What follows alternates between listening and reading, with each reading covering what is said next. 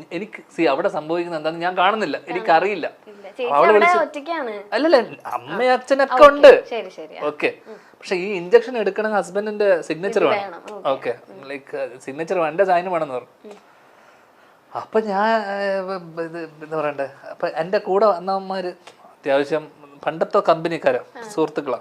അപ്പൊ എന്നോട് അവൻ ചോദിച്ചു, എന്ത് പറ്റി, വാട്ട് ഹാപ്പൻഡ് ചോദിച്ചു. No wife is, oh congratulations എന്ന് പറഞ്ഞു. ഞാൻ പറഞ്ഞ പ്രഗ്നന്റ് അല്ല, കൺസീവ് ചെയ്യാൻ. Wow, congratulations. അപ്പൊ എന്നോട് ചോദിച്ചു, എന്നാ വാ പോവാന്ന്. ഞാൻ പറഞ്ഞു, ഇങ്ങനെ അടിച്ചിട്ടുള്ളത് ഈ സമയത്ത് പോണ്ട, നീ വരണ്ട. അലവലാദികളായ സുഹൃത്തുക്കളാണ് എന്റെ. ഞാൻ പോയിട്ട് വരാന്ന് പറഞ്ഞു. അങ്ങനെ ഞാൻ പോയി. ആക്ച്വലി ഞാൻ പോയി വരുന്നതും പോകുന്നതും നേരെ കയറി നമുക്ക് കാണാലോ, പോകുന്നതും കയറുന്നതും കുഞ്ഞിനെ എടുത്തു.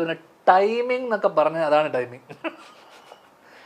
കറക്റ്റ് ടൈമിനാണ് ഞാൻ എത്തുന്നതും. അതാണ് ഐശ്വര്യം എന്നൊക്കെ പറഞ്ഞത്. സാർ കൊണ്ടുപോയി പെയിൻ ഇൻഡ്യൂസ് ചെയ്യാൻ മരുന്നൊക്കെ കൊടുത്തു. ഓക്കെ, അപ്പോ അല്ല, പക്ഷെ അതിന് എനിക്ക് യാതൊരു പ്രശ്നമില്ല. അവിടെ എന്ത് വേണം, നമ്മൾ നിന്ന് സ്പോട്ടിൽ പോയി അടി വാങ്ങിക്കുമല്ലോ, അങ്ങനത്തെ ഒരു മനുഷ്യനാണ്. അപ്പൊ എനിക്കതിന് ചീത്ത, അവളെ ഞാൻ ചീത്ത പറഞ്ഞു, ഒരു കുഴപ്പമില്ലല്ലോ.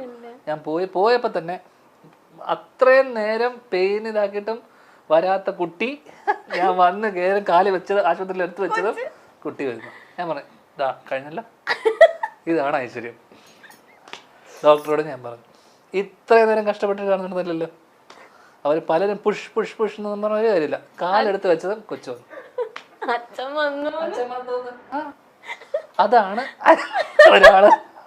ഒരാള് ചേട്ടൻ ഡെലിവറി റൂമിന്റെ അകത്ത് ഭാര്യ പെയിന് പ്രസവിക്കുന്ന സീനൊക്കെ കണ്ട് കരഞ്ഞ് തുളുമ്പി വിഷമിച്ചു എന്ന് വിചാരിച്ച കഥയൊക്കെ കേൾക്കാന്ന് വന്നപ്പോ കൊച്ചു പ്രസവിച്ച എന്റെ ആള് ഹോസ്പിറ്റലിൽ. പ്രസവിക്കുന്നല്ല, പ്രസവിച്ച് കഴിഞ്ഞിട്ടല്ല, ഞാൻ കേറുമ്പോ കാണുന്ന കൊച്ചിനെ അവര് ഇങ്ങനെ ജസ്റ്റ് പുറത്തെടുത്ത് നേരെ കൊണ്ടുവന്ന് വൈപ്പ് ചെയ്തിട്ട് നേരെ എന്റെ കൈ തരിക.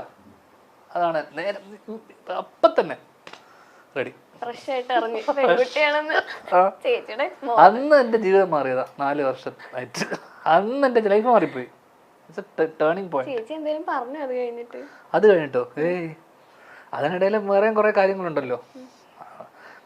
അതിനിടയിൽ ഞാൻ ഓൾറെഡി മറ്റേ അവളുടെ അച്ഛൻ്റെന്നും എന്റെ അച്ഛൻ്റെന്നും കാശൊക്കെ വാങ്ങിച്ചിട്ട് വേണം അവരുടെ ആഗ്രഹത്തെ ഞാൻ ഇന്റർവ്യൂലൊക്കെ പറഞ്ഞിട്ടുണ്ടോ. ഇതൊക്കെ ഒരു സന്തോഷമല്ലേ, നമ്മളെ സന്തോഷത്തിൽ പങ്കുചേരുക എന്നല്ലാതെ നമ്മൾ എന്ത് ചെയ്യാനാ.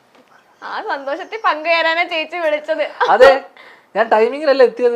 അതെ, ധ്യാൻ ചേട്ടൻ എടുക്കുക, നിങ്ങൾ എല്ലാവരും മനസ്സിലാക്കണം. MyLitrips.com, India's #1 travel and tourism company. നിങ്ങളുടെ ഡൊമസ്റ്റിക് ആൻഡ് ഇന്റർനാഷണൽ ടൂർ പ്ലാനുകൾ സുഗമമായി ക്രമീകരിക്കും SmileTrips.com. കൂടുതൽ വിവരങ്ങൾക്ക് SmileTrips.com വെബ്സൈറ്റ് സന്ദർശിക്കുക. ബാവയുടെ ബർത്ത്ഡേക്ക് ഒരു ക്യാപ്ഷൻ ചേട്ടൻ ഇട്ടേക്ക, എന്റെ ഉറക്കമില്ലാതായിട്ട് ഇന്നേക്ക് 2 വർഷം. എന്താ ചേട്ടാ അങ്ങനെ അല്ല, അതാ പറഞ്ഞത്, ഭയങ്കര പ്രശ്നക്കാരിയാ. എന്റെ മോളായതുകൊണ്ട് ഞാൻ പറയല്ല. എന്നെ യാതൊരു വിലയില്ല.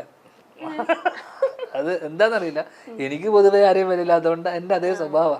ഓക്കെ, അപ്പൊ എന്നെ യാതൊരു വിലയില്ല. അപ്പൊ എന്നെ കാണുന്നത് തന്നെ, അവള് കാണുന്നത് തന്നെ, ഞാൻ ലോകത്തിലെ ഏറ്റവും വൃത്തികെട്ട മനുഷ്യനായിട്ടാണ് എന്നെ കാണുന്നത്. വെച്ച് കഴിഞ്ഞാൽ go take Baat, wash your hands, chappal remove chappal. എന്നെ പഠിപ്പിക്കലാണ് ഇവളുടെ പരിപാടി. എല്ലാം ഇതിന്റെ ഏറ്റവും വലിയ ഇതൊക്കെ ഞാനാണ് ഇവളോട് പറഞ്ഞു കൊടുത്തത്. പക്ഷെ ഇതൊക്കെ ഇവള് തിരിച്ച് എന്നോട് തന്നെ പറയാൻ തുടങ്ങി കുറച്ച് ഇതായപ്പോ. 3 വയസ്സ് കഴിഞ്ഞപ്പോഴേക്കും, 2.5 വയസ്സ് കഴിഞ്ഞപ്പോഴേക്കും തന്നെ. അപ്പൊ എന്നെ കാണുമ്പോ തന്നെ അത് നോക്കിയിട്ട്, did you have food did you had your food? ഞാൻ പറഞ്ഞു yes. You had your food? Yes I had. Wash your hands.